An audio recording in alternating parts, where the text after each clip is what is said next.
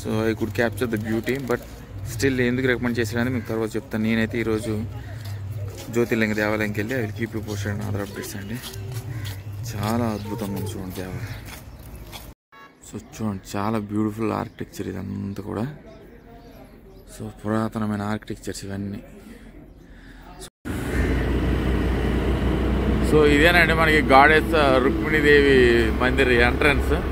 So king of Dwaraka రాధాకృష్ణుడు.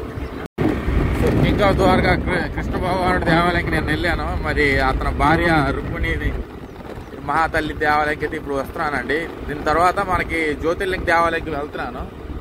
So Rukmini Mandir మనకి 24 hours open అన్నారు. ఇదిగోండి యూజువల్లీ సన్సెట్లో బాగుంటుంది అన్నారు కానీ సన్ రైజ్లో కూడా చాలా బాగుంది. అద్భుతంగా ఉంది మందిర్. ఇది 2500 ఏళ్ళ నాటి దేవాలయం ఇది. చూడండి అద్భుతం.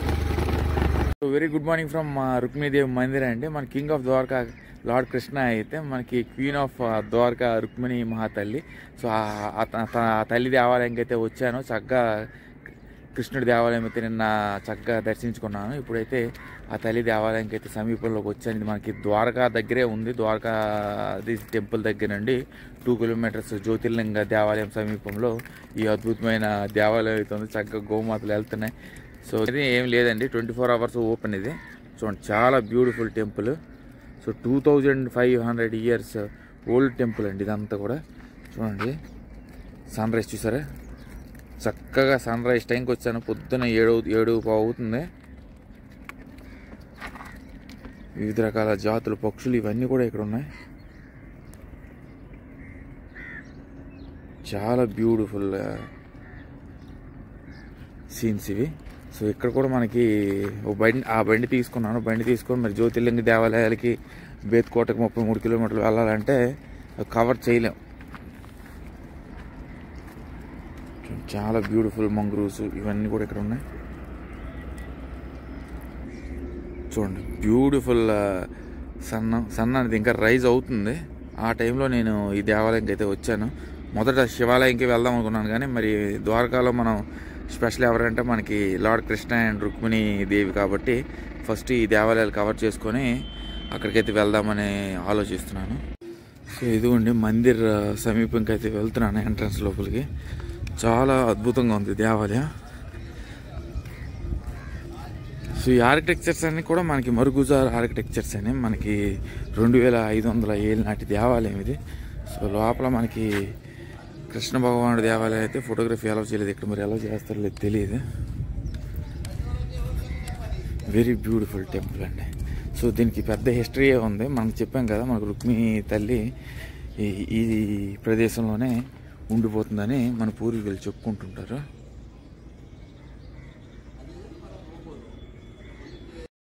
చాలా బ్యూటిఫుల్. సో ప్రస్తుతానికి అయితే ఇక్కడ కింద భాగం వరకు అయితే ఎలా చేశారు, మరి పైన డీటెయిల్ తీనిస్తారో లేదు తెలియదు. సో ఇది మాకు 24 hours ఓపెన్ అండి దేవాలయం.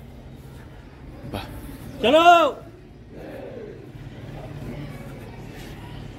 జై కృష్ణ భగవాన్ రుక్మిణి మహాతల్లి.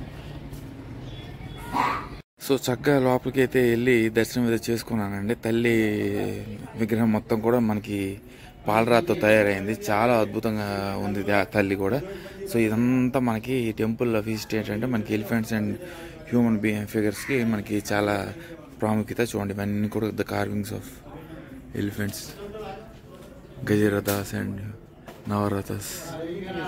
సో ఇదంతా కూడా హ్యూమన్ ఫిగర్స్, ఎలిఫెంట్స్ ఇవన్నీ ఉన్నాయి, మొసళ్ళు ఇవన్నీ కూడా. సో లోపల మనకి రుక్మిణి మహాతల్లికి పాలరాతితో తయారైంది. మనకి గద, చక్ర, పుష్పం, శంఖం ఇవన్నీ కూడా ఉన్నాయి. ఈ ఆర్కిటెక్చర్ అయితే అద్భుతం. మనకి సేమ్ ద్వారకాధీశ్ దేవాలయంలో మనకి మరుగుజార్ ఆర్కిటెక్చర్ అయితే ఎలా అయితే వాడారో సేమ్ అదే విధంగా ఇక్కడ కూడా అదే ఆర్కిటెక్చర్ వాడడం అది జరిగింది. మనకి ఇదంతా కూడా 19th century రీబిల్డ్ చేశారు కానీ 2500 years ఓల్డ్ టెంపుల్ అండి ఈ దేవాలయం. సో మనకి రుక్మిణి తల్లి అయితే అక్కడ పాలరాతితో ఒక్క స్టాచ్యూ ఉంది. కాకపోతే ఈ దేవాలయంలో విశిష్టత ఏంటంటే జలదానం చేస్తారు. సో మనం వస్త్రదానం అని, లేకపోతే బియ్యం దానం అని, లేకపోతే వస్తు దానం అని, ధనదానం అని ఏవో చేస్తాం.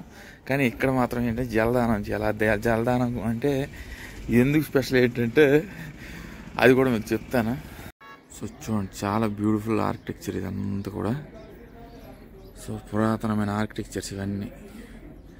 సో నేను ఆ పక్క భాగం కూడా మీకు చూసి చూపిస్తాను. అక్కడ కూడా మనకి హనుమాన్ స్టాచ్యూస్ ఇవన్నీ కూడా ఉన్నాయి. సో ఇదంతా కూడా మనకి ఆర్కిటెక్చర్లో మనకి ఎలిఫెంట్స్, హ్యూమన్ ఫిగర్స్ ఎక్కువ ఉంటాయి. ఒక మొసలు కనిపించింది కానీ మిగతావన్నీ కూడా మనకి ఎలిఫెంట్స్ అండ్ హ్యూమన్ ఫిగర్స్ అని. సో లోపల ఉన్న మెయిన్ డీటీకి అయితే మన ఫోటోగ్రఫీ అనేది నాట్ అలౌడ్. నేను మీకు చూపిస్తున్న అంతా కూడా బయట భాగం మాత్రమే.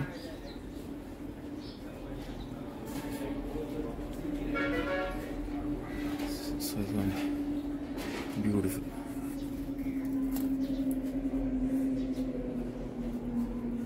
సో ఆ సమీపంలో అది మనకి తల్లి దర్శనం. ఇక్కడ మనకి జలదానం చేసేవాళ్ళు ఎవరైనా అక్కడ జలదానం చేసుకోవచ్చు. సో మందిరం అనేది చాలా అద్భుతంగా ఉంది.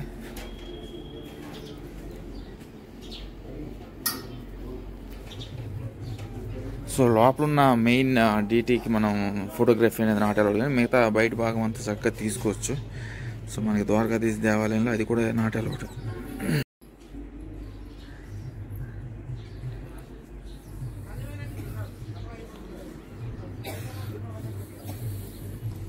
సో బేట్ ద్వారకాకి వెళ్ళేటప్పుడు కూడా టైం అయిపోతుంది. నేను ఇక్కడ నుండి శివాలయంకి, జ్యోతిర్లింగ దేవాలయంకి వెళ్తాను. అక్కడికి వెళ్ళిన తర్వాత శివరాజ్పూర్ బీచ్ ఇవన్నీ కూడా కవర్ చేసుకుని మీకు సాయంత్రం అయిపోతుందండి. ఈరోజైతే full back to back.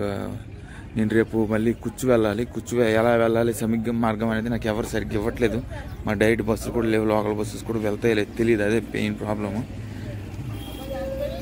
So Bet Dwarka కూడా చాలా బాగుంటుంది అన్నారు. నేను నిన్న వెళ్ళిన భాగం అయితే చాలా అద్భుతంగా అనిపించింది. సో ఈరోజు అయితే మళ్ళీ వెళ్తాను ఆ లైట్ హౌస్కి అయితే వెళ్ళి ఆ లైట్ హౌస్ కూడా సో చూడండి, చాలా అద్భుతంగా ఉంది. నాకైతే సాయంత్రం వెళ్ళమన్నాడు కానీ నేను పొద్దున్నే వచ్చాను. So I could capture the beauty. But still ఎందుకు రికమెండ్ చేసానని మీకు తర్వాత చెప్తాను. నేనైతే ఈరోజు జ్యోతిర్లింగ దేవాలయంకి వెళ్ళి I will keep you posted and other updates అండి. చాలా అద్భుతంగా ఉంది చూడండి దేవాలయం.